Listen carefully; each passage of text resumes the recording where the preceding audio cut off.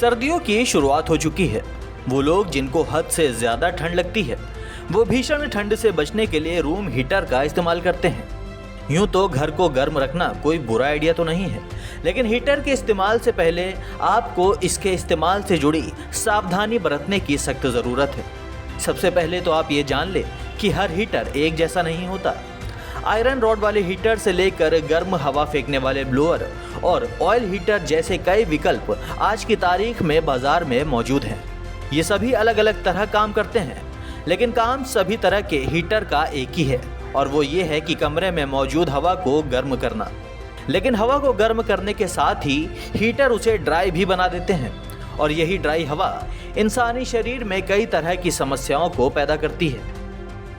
अगर आप बहुत ज़्यादा हीटर का इस्तेमाल करते हैं तो आप अपनी आंखों का बहुत ख्याल रखिए।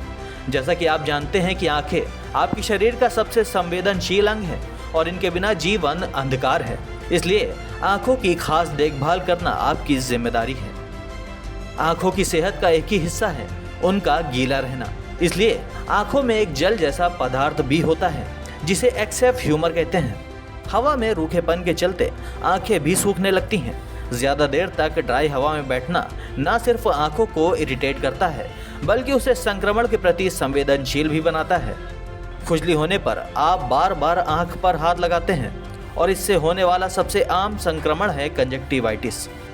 कंजक्टिवाइटिस ही नहीं, हीटर के बहुत ज़्यादा इस्तेमाल से आंखों में कई तरह के इन्फेक्शन और एलर्जी हो जाते हैं। इसके अलावा ड्राई हवा से स्किन इन्फेक्शन का भी खतरा बढ़ जाता है। ड्राई हवा त्वचा से नमी छीन लेती है और उसे रूखा बना देती है, और अगर आपकी त्वचा पहले से ही शुष्क या सेंसिटिव है तो आपको पपड़ी पड़ने की भी शिकायत हो सकती है, और त्वचा फटने पर इन्फेक्शन होने का भी जोखिम 10 गुना ज़्यादा बढ़ जाता है। लिहाजा रात भर हीटर चलाना स्किन के लिए काफ़ी खतरनाक हो सकता है। वहीं अगर आपको अस्थमा, रेस्पिरेटरी एलर्जी या सांस से जुड़ी हुई कोई भी बीमारी है तो आपको हीटर का इस्तेमाल बहुत कम ही करना चाहिए।